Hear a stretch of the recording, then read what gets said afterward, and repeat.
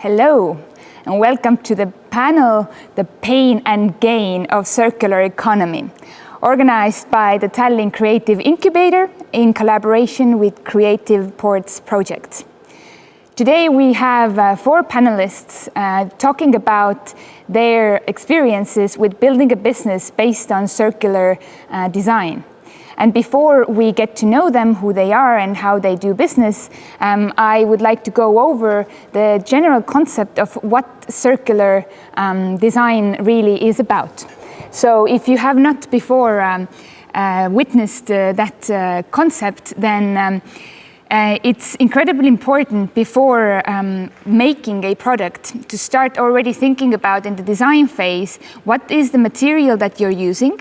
Whether they come from organic sources, how they are produced, where they're produced, and should the product eventually become waste, whether they're recyclable. But before becoming waste, it's incredibly important that a product is actually designed to last as long as possible, and that the manufacturing process itself would be efficient. And in many cases, businesses are built on the idea that you don't really need to sell your product to anyone. You can just rent it out and become and stay the owner of your product, meaning offering a product as a service. And in that process, what is incredibly important as well is that you're doing it carbon neutral, taking into account the energy sources that you use in the production phase. Today, in our panel, we are represented by 4 amazing people who have started their business based on circular design ideas. We have 2 designers and a producer of organic cotton and textiles. And Ann Runnel from Reverse Resources, who has built a tech tool that helps to bring together the end and beginning of life of textiles. But to know more about who they are, what's their business about, then I'd like to give word first to Stella, then Sarah can already prepare to talk about what is your business about, and explain please to our viewers the supply chain that you're operating in. Who is the immediate first and before a supply chain participant in your business? Hey, my name is Stella Soomlais, and I have my own accessory brand, leather accessory brand, and we design and make bags and other accessories in Tallinn. And our aim as a leather studio is to prove that running a sustainable leather studio is possible. And while doing that, we use all the circular economy R's. We reduce, we recycle, we repair, we rent, and so on. And when it comes to the supply chain, then the immediate one is, in our case, leather tannery, and the courier that is taking the leather from them to us. And then after us, it's the client. So we have both business to business and business to client relationships. So either companies or actual people. And before we go to Sarah, what are your main challenges related to the supply chain participants? What is it that you're facing with towards the clients and then the material suppliers? I guess that the most challenging part in a way is to build this trust, because if you have the trust, then anything is possible. But to build the relationship that you can kind of all the problems that you're going to have on the way that you can solve them. So this is the main goal, and at the same time the main challenge as well, because there are of course going to be like ups and downs in all the paths. Mm-hmm. Thank you. Sarah, you are also a designer, but you have a slightly different business model. So tell us about what is your business about, and also what are the differences or then similarities compared to what Stella just explained with who are the participants in your supply chain? Right, yeah, hi. First of all, thanks for the invitation. I'm honored to be here. Yeah, House of All I founded last year in order to make sustainable clothing accessible and more affordable to anyone. And my goal is to offer a platform that connects local artisans and fabricators and creates local ecosystems and supports regional production. So first of all, people can actually participate in the design process and decide themselves what's being produced, and then they are asked to use and pass on the clothing instead of owning it. So yeah, I like to say use and not rent, because I want them to be part of the whole system. Supply chain, yeah, I've actually tried to find materials from Europe, which is the first challenge. And the goal is to actually grow a database of local artisan materials and achieve real regional products that are specific to certain regions. Yeah, you asked for the difference between Stella's and my concept. I suppose it's the rental part that is a major difference, and also the platform situation. Mm-hmm. It's like connecting people really and get people, stakeholders, to participate and create ecosystems, what I am striving for. And the challenge that you're facing daily, that you're aiming to solve with your business? Well, first of all, the first challenge is to find materials in Europe. And then also the infrastructure for regional production is just not there anymore in Europe. So it's not easy to find fabricators, fabrication facilities that actually can produce small quantities. But yeah, so that's the first. And then also speaking about circular economy, asking fabricators to keep, for example, offcuts and things, like changing the way they are processing production towards more circularity is, like Stella said, it takes trust, and you need to build these relationships after you've found somebody who can actually do it. We've got many talented people, I think, in Europe, but the production is just not here. Very good, thank you. So this is a great spot to move on to Enrico. Hello, happy to have you here.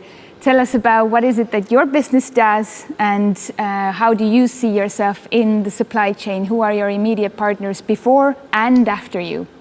And what are the challenges that you face?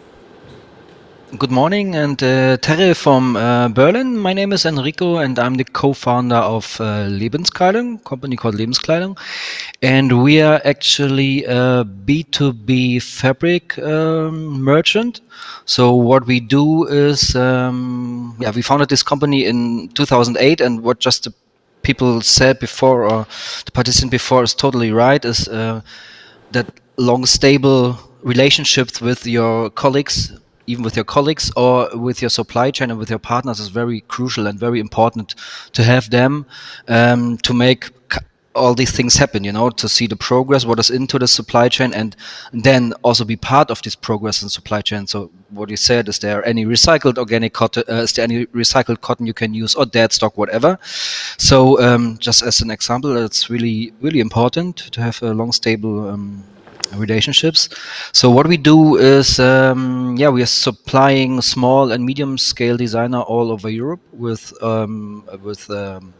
organic fabrics. That means mostly organic cotton, but also linen and local organic wool. What we do. And so we try to give young designers a chance to have a broad variety of cool organic cotton made fashionable in cool colors. We're working due to the GOTS standard since the whole time, since we are established. And the part of my supply chain is like we are going down up to the end of the supply chain. So I was sitting in India, in Turkey, and in Uganda, I was sitting with the organic cotton farmers, talk to them, and then you go up the supply chain, you go to the January, talk to the people there to see what's going on there. But in the end, my real partners is my knitter in Portugal, or is my knitter in Turkey, and this is also like long, stable relationships we have more or less than 6 years. So we're always continuously working on the supply chain issues. What we do right now is we try to get a carbon, how do you say, a report, what impact we have due to our supply chains, what is quite complicated because you need to have the data from all your suppliers, what is not that easy, but it's something what we're working on, but it's not stopping there. We also were checking is, okay, what kind of impact we have in biodiversity or on water, because as you know, textile industry is very water and in energy consumptioning. So we have to look in all these kind of things, this is what we are working on right now. But in the end, we are selling organic fabrics. Thank you. And Ann, hello. You can tell us now about how does what you do connect what Stella, Sarah, and Enrico have just been saying? It's difficult to connect because they all represent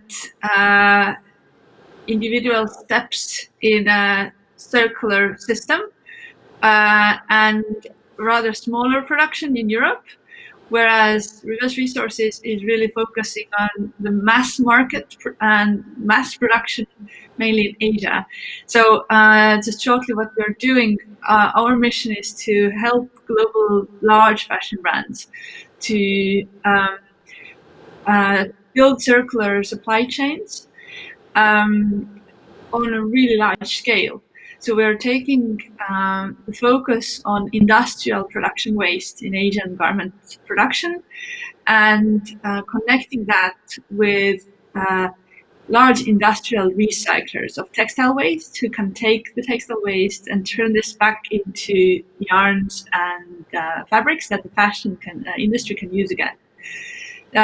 But in essence, the idea of the platform is really to connect a large network of players, garment factories, waste handlers, recyclers, and large brands, and take really holistic view of how the materials are flowing and how can we, through data and transparency and communication, improve both business returns from circular economy and also create incentives for the different stakeholders to want to work together in circular system.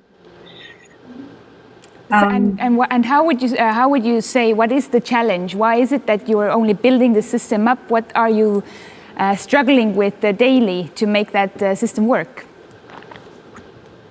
I think the biggest struggle is that coming from the linear economy, we are all, the companies are used to thinking of myself and the inputs and outputs on both ends, not a company as part of a bigger circular system.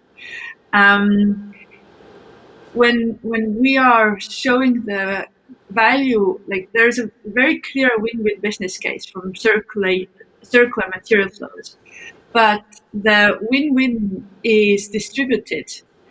So the whole circular network or circular supply chain, all the players from it win a bit, but then the total gain altogether is big. So, but individually, we are used to looking at my gain only.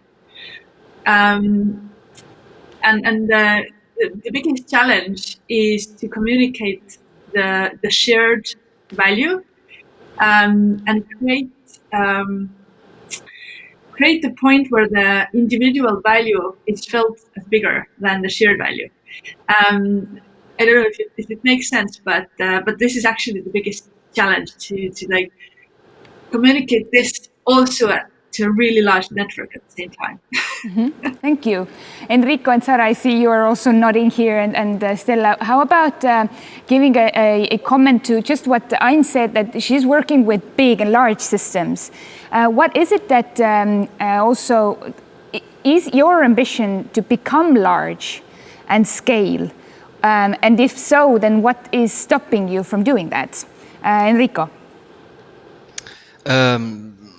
I think I talked to you about this yesterday. No, we are not feeling like we have to grow like crazy. We had a nice grow because due to Corona and all the sustainable issues that popped up. But if I sit here in my office, my colleagues are at the home office right now for sure. But I feel that I'm totally right with my company size. So we are 3 founders and we have four ladies working for us and an external warehouse who's doing all this operational stuff for the fabrics. And also in the end of the year, if the turnaround is quite enough, we should talk about having more free time and having the same money, more free time, and do something what maybe matters more than just selling things, because in the end it's something we sell things and we use resources for that and all these kind of things. So our idea is more not to scale up, but is to be prepared to downsize, to see what could be a post-growth society or post-growth company. This is what we are thinking more than instead of thinking we have to sell more over for the next year. So this is what I'm thinking about right now. Thank you. Even it's not fitting into the it's Sarah. not fitting into the current situations. Yeah, I totally second what Enrico just said, but I've only just started out, so I'm actually not there yet. But it's not my intention to grow immensely. I was just nodding at the challenge of communicating this idea of being part of a system, an ecosystem, and the shared value, because that's definitely in all areas of this cycle, like the pre-consumer and during the use. Everybody, I think, needs to learn or shift the mindset towards understanding to be part of a greater whole. I think that's one of the biggest challenges, really, that we've got with this whole thing. Like, we are not separate from anything. And like you teased in your description, the changes within ourselves, I think once we understand that we are not separate from the outside world and the environment, then we are almost there. Mm-hmm. Very good, thank you. So Stella, when everybody is mentioning about partners and networking and connections, and also in the supply chain it becomes very important who are the different participants. So how do you build up that trust, both make yourself trustworthy for your partners and find trustworthy partners? How do you network? Where do you get that? Well, now it's the life with Corona and before Corona. Before Corona, what I aimed was that I tried to go there on spot, so that, for example, when I have a relationship with a tannery, then I try to go there and see all the production and the people who I like email daily myself, and that helped a lot to understand their processes. How do they work? What do they think and feel?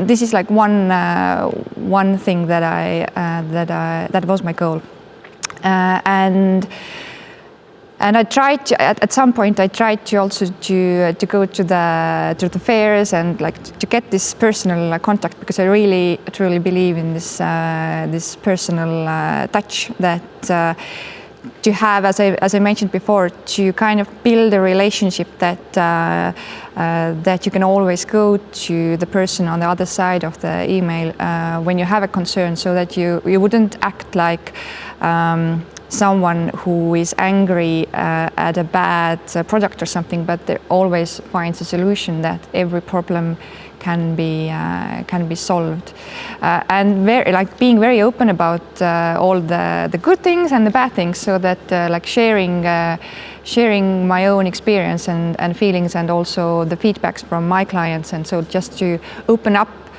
my personal ideas and approaches and like adding value to the Excel chart that they have gone behind my name. Mm-hmm. And you pointed out very much about the transparency and how linear economy doesn't really work on that principle. So how are you breaking that bad habit of let's keep everything to ourselves? How do you make anyone share data if nobody's used to sharing or making anything public about their business operations? Yeah, I think this is the biggest chicken and egg problem that we've struggled with, and why, like, since the very beginning, we understood that if we crack this, then we have an opportunity. It's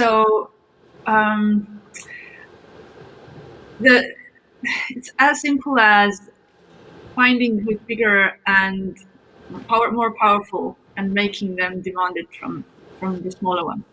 And you just have to go around and round and see like what makes the other one move, and then when you and then you go back in the whole chain of custody to a point where like basically when we want to get the data from the factories about their waste, we have been trying to motivate them with money, with like thinking about policy change, whatnot. But by the end of the day, what works is when your biggest client, brand that produces in your factory, comes to you and says that I'm not going to place my next order unless you give your waste data to me. And that works. But then what motivates the brand to go and ask from the factory is the next question. And because we don't, like all the international brands, they don't really, there is no policy or government that guides them because they're all over the globe. Then what motivates them is this peer pressure that, oh, everybody else is doing that, let's do that as well. Which is why we launched the Circular Fashion Partnership now, where we have already 13 large brands involved, where everybody is looking at, oh, the others are moving, I should do too. So that's how it goes. Thank you. Enrico, when I spoke to you, then you emphasized a lot how building business relationships was like building a partnership, like having relationships with intimate relationships with the people closest to you. So what is it that you do, or how have you approached this? The first thing I think is you have to be like an authentic, sustainable guy or girl. I mean, it's like, you know, if you're motivated by that, then you are true to other people. So, and then you just have to find the other people in your surroundings or network you're on the same page with, you know, or you feel that they are open to go in these two directions. So this is exactly what we just heard is there's like the big boats or the big tankers on the sea, and they're like all the small ones who are moving progressively in one direction, and if they're enough, you know, they route the big boats into the right direction.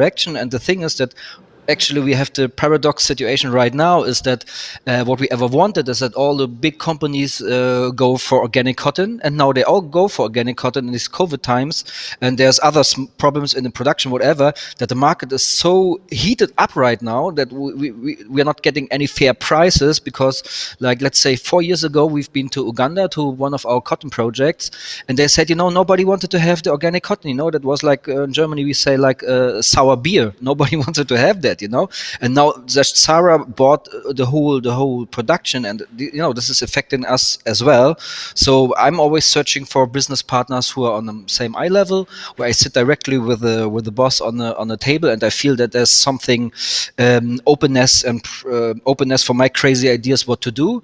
And when we figured out after some years, you know, we make some record checks every year, they're all very happy, because due to our pushing into more sustainable fabrics, or to have like for example, like have a recycled elastan and not this elastan from China, they're getting new clients as well. So this is something I drop knowledge from my side to be there progressive.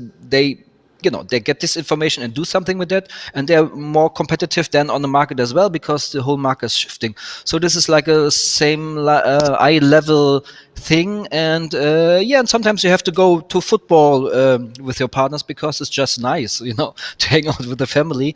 And the same is with my colleagues here. It's like my second family, and it's like my experimental relationship thing, how our society can go, how we work together here, how we talk to each other, what kind of hierarchies we have. We don't have any. So all these kind of things we are trying to figure out what could be a better society. So this is my small experiment with my partners. What is the business side, and the other side is here with my colleagues. So this is how we work, and networks are like, you know, this is really important. You just have to find the right people and not the fake people in the network. What is in the beginning was easy. Now it's a bit hard, because so many people are supposed to be like into the sustainable business. But you have to sort them out. It sounds all very time consuming, and that also means that we have to talk about costs. So in the last section of our panel discussion, I'd like to talk about money, because all in all, we are not here just to save the world and do charity. It's about building up circular businesses. So how are we really viewing at the costs? Sarah, you were really pointing really nicely that, first of all, when you studied design, then nobody really taught you about economics, and you had to learn a lot during the process. But at the same time, you understand very well that there are costs involved, and you're either exploiting yourself, or you need to exploit somebody else in order to offer a cheap price. So there's really nothing cheap. When we start internalizing the costs that come with doing things fairly and transparently, then we're going to have to start paying the fair price. So how can we really make sustainable businesses affordable, and how can others afford you, and how can you afford your own suppliers?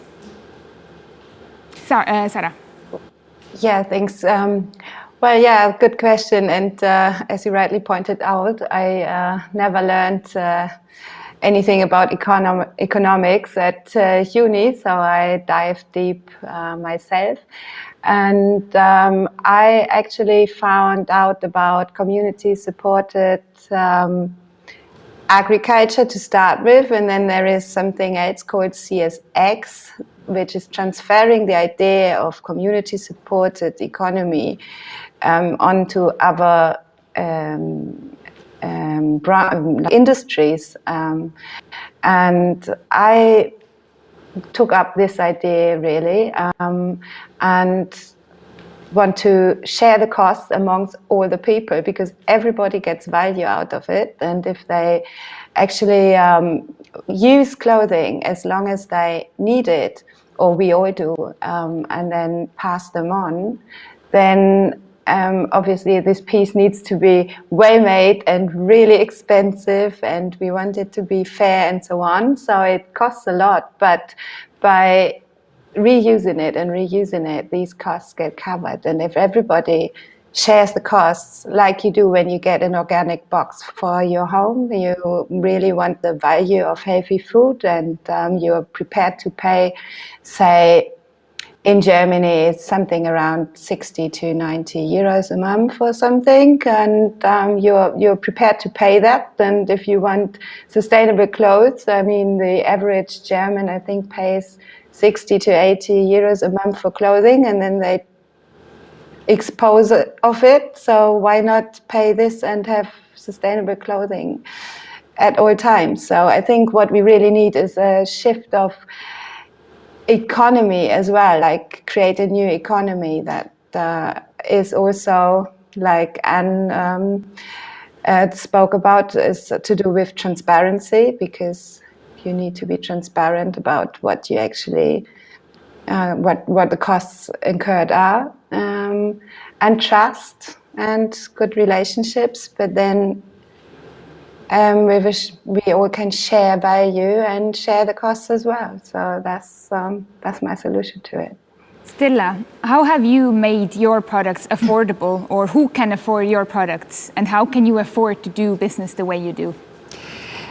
I would maybe even answer to that question like this, that it's possible to afford the product when you get enough communication and the information about transparency and what you can do with the product in a way. So when it comes to affordability, then I think it's crucial to first say why the price is like it is. So the transparency about how it's made, why there are the choices there are, what's the supply chain, and etc.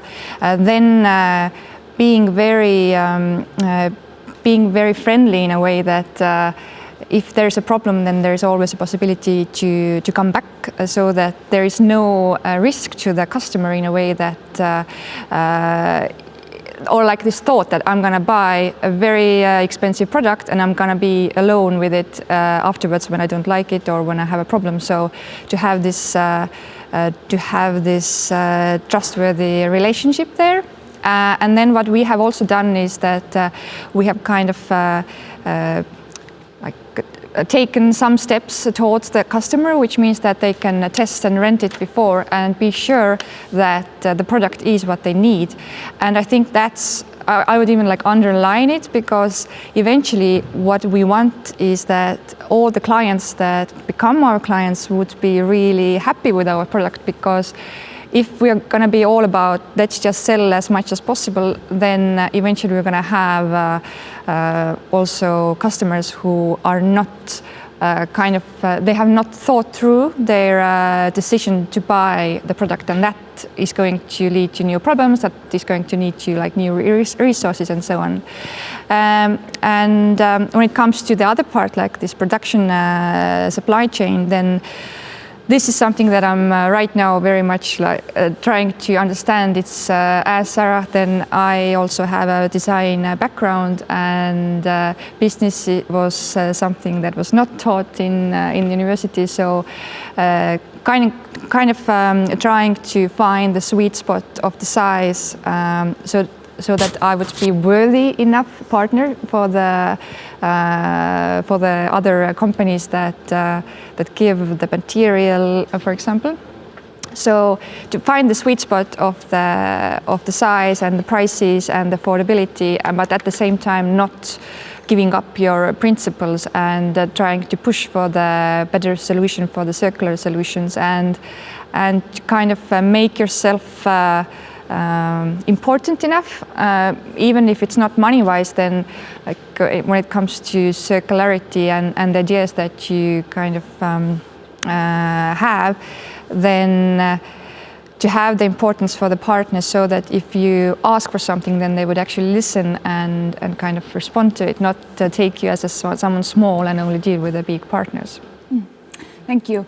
Enrico, you told me about how you have chosen yourself to be funded by loans and not to be owned by anybody else, to be your own bosses. How is it that you can afford your business, and how have you come to where you are today? How have you developed your business model that would actually make sense, that would actually be a business, not a charity? Yeah, so we paid a lot in the beginning, more than other companies, to set up our company. So because we traveled a lot, we went to in the beginning to India to find sustainable partners, to go to the cotton fields, whatever. And other companies just bought organic fabrics and just sold it or resold it to somebody. So in the beginning, we paid a lot of money on top, but this was our totally inner aim. This is what we do. That's what I said. What is about authentic? Why now the business is running so good? On why so many people asking now for our knowledge is because we set up this knowledge in the last 10 years, and we paid much more on that. What was cool to get the experience, to get the knowledge, and to be the company what we are. You know, even in the very first beginning when we started with the company, for me it was clear that we have sustainable office materials from the very first beginning. You know, if it is toilet paper or printing paper or whatever, it should be it should be incorporated in our company. And the same is with a bank. And what I told you yesterday is exactly, lots of people go for VC money, for venture capital, but we decided to grow organically, or organic, like our business. So we went just to our bank, and in Germany, like 2 or 3 banks are specialized in environmental businesses. So they were the only bank who understand what we are doing, and so they gave us in the very first beginning, they gave us the loan, because all the other banks, they didn't understand our business model, or they thought, okay, there's another 4 guys who just want to sell fabrics, but they did not know, or they don't want to understand what is in the bag. And concerning the prices is, I shifted also my presentations, or when I talk to other people, from I'm the funny organic guy who telling you why organic cotton is better and all these kind of things, and I shifted this to why do I have to explain why I do the normal thing, what is for me normal, to work sustainable, and why do the others not have to tell why they do shit all the time? So why do we have true prices, and why do they have fake prices? Because they externalize their prices in all kinds. You can see the rivers in India, or you can see the organic cotton farmers, whatever. All these prices are externalized. So we tell them what we have is true prices, and you have to explain your cheap prices. We have to change the narrative. That's crazy that we always have to excuse or tell them what to do. This is like totally bullshit. So we should change that, and that we do that. And the third step is what I do now is, due to Corona or whatever, is I tell the people not what cool company we are. I just telling them, check your business models, because as they're linear, they might not work in 2 or 3 years. And it's so funny, I did this before Corona to a big association, and there's like a conventional textile association. And I told them, maybe check your business model. Maybe that's not working in 1 or 2 days, 1 or 2 years, or maybe in 5 years. I think it goes faster. And then just 2 months or 3 months later comes Corona. And then they had all these kind of problems, and 2 companies who were sitting in front of me were shouting at me like, what you're telling is bullshit. They went bankrupt, because they had no plan B, how to work, why, whatever. So we have to change the narrative. We have to be more self-confident and tell them what we do is normal, not even good, it's normal, good. And you tell us why do you do the shit, and you tell us your fake prices, and we tell you why we have true prices. Mm-hmm. And Ain, what you do is even less visible for all the participants in the supply chain. So how do you make yourself attractive, both why anyone should invest in you, and where and who pays eventually, or who gains from your activities? Mm-hmm. I think a big part of the work we do is to show the value for the different stakeholders in that supply chain where they can gain. And I think one important thing is that if you do something for the very first time, it's costly because you are learning your way. Every single step in the way takes time. The other thing that it makes things costly if you do something without having enough information at that time when you need that information. So these are the two things that we are actually helping the industry with. We are giving insight, we're giving information to make the right things, and we're also giving processes. Like if you follow this sequence of steps, you will go through the process in the most optimal way. And we are distributing that knowledge across a large network.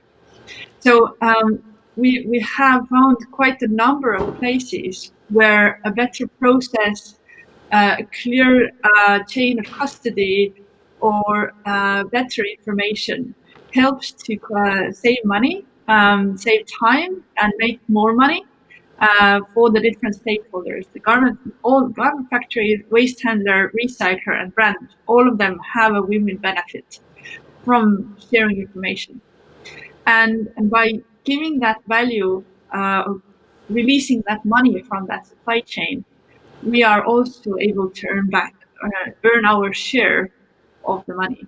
And by proving the business case with a small number of stakeholders in the beginning, showing that we can do this in a regular basis, we have a process and we can bring in more participants. This is how we proved our business case to the investors and are now closing our first seed round, which is a big thing for us. Wonderful. Congratulations for that. Thank you, everybody. Our 40 minutes has run out really fast. I believe that our viewers and listeners have gotten a pretty intimate insight to how you're doing things and what are the challenges you're facing daily. I would just like to wrap up by saying that what I heard from you is that first of all, if you start thinking about designing for a circular business, then what you should really consider is that you have to start understanding you're part of an ecosystem.